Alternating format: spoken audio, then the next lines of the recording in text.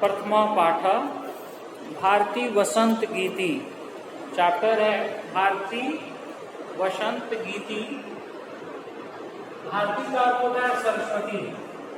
भारती शब्द का अर्थ होता है सरस्वती। अब वसंत गीति का अर्थ हुआ वसंत गीत। सरस्वती का वसंत गीत, वसंत ऋतु संबंधी जो गीत है वो इसमें बताया गया है, भारती वसंत गीति।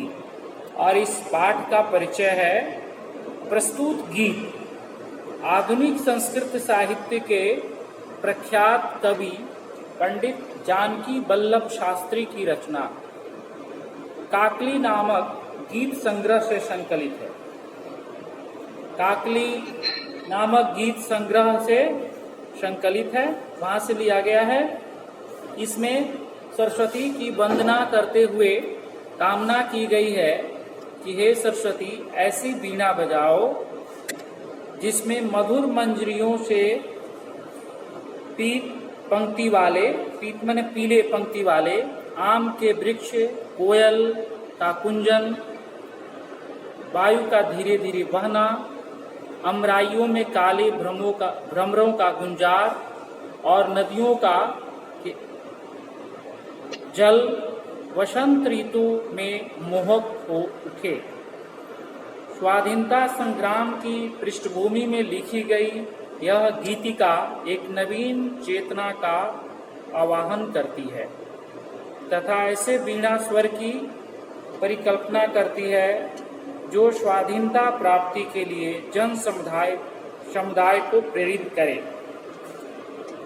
देश जब स्वतंत्र था उस समय हमारे कवि लोग इस तरह की रचना करते थे। इसमें दो बात था, एक तो लोगों के लिए, जन समुदाय के लिए ये प्रेरक हो और लोग इसको ग्रहण करें।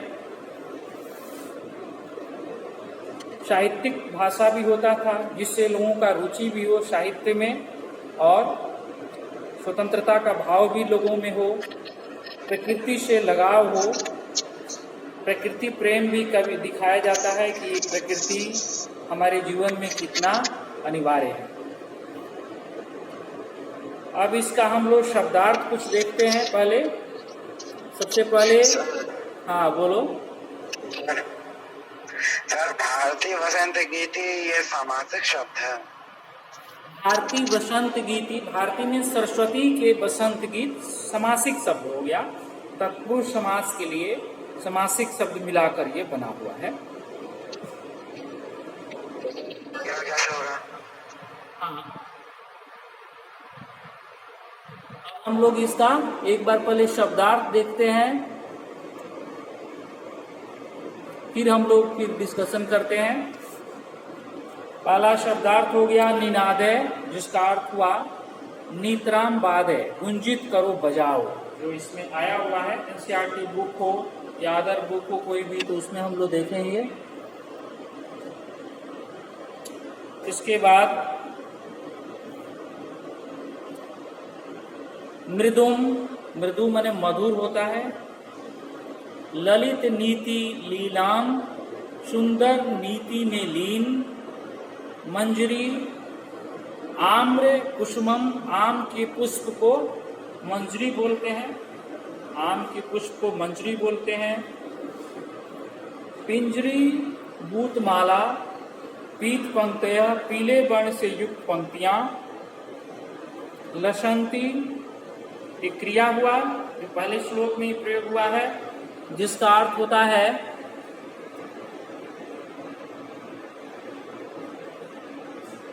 शोभनते, सुशोभित हो रहे हैं, शोभा दे रहे हैं।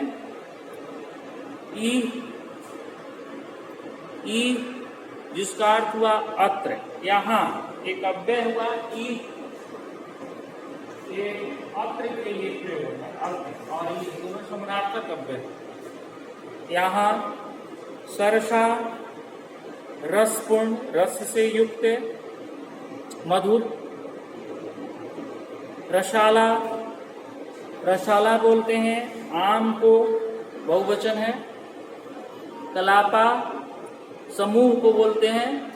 काकली कोकिलानाम ध्वनि, कोयलों की आवाज।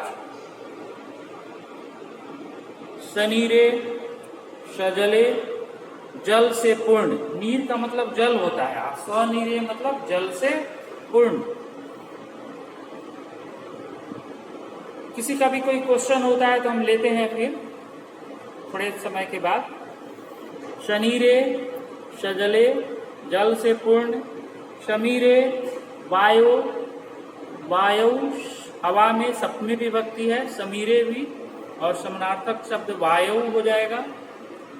कलिंदात में जाया, यमुना, यमुनाया, यमुना नदी के।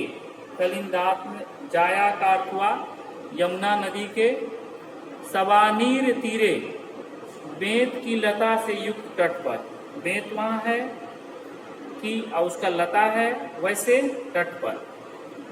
नताम, नम धातु से बना हुआ है, नम अक्त प्रत्यय, झुकना, नम जोड़ अक्त, नत झुका हुआ, तो झुकी हुई यहाँ अर्थ हुआ।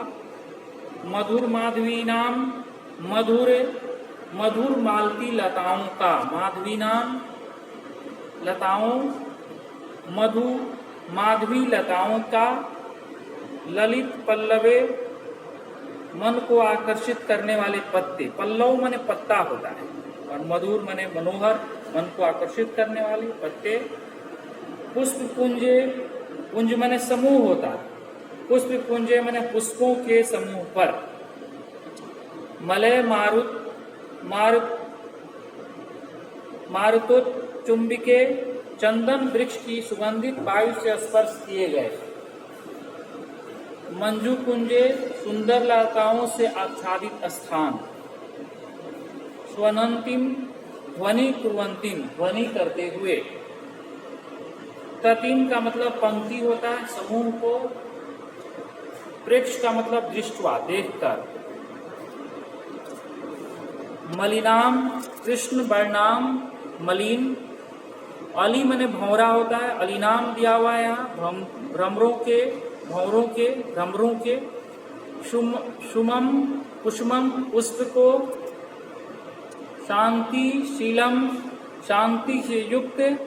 उच्छलित, उच्छलित हो, ऊपर जाए।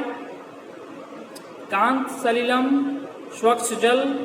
सलिलम, सलिलम, खेल खेल के द्वारा। और आकर्ण का मतलब होता है सुनकर। ये हम लोग का इसमें शब्दार्थ है, जो शब्दार्थ याद करना होगा, या कई बार हम लोग को पढ़ना होगा शब्दार्थ, ताकि इसमें जो शब्दार्थ आ रहा है चैप्टर में वो हम लोग श्लोक का जान सके। पहला श्लोक जो है, निनादे नवीना मय वाणी वीणाम, मृदुम गाय गीतिम ललितनी तिलीनाम, मधुर मंजरी पिंजरी भूतमाला, वसंते लसंती या सरसा रसाला, कलापा ललित कोकिला काकलीनाम। और ये निनादे नवीना मय वाणी वीणाम, ये रिपीट होता गया, हर श्लोक में आ रहा है कि माँ सरस्वती नवीन वीणा को, हे वाणी नवीन वीणा को बजाओ। ये प्रत्येक श्लोक में आ रहा है। सुंदर नीतियों से परिपूर्ण गीत का मधुर गान करो।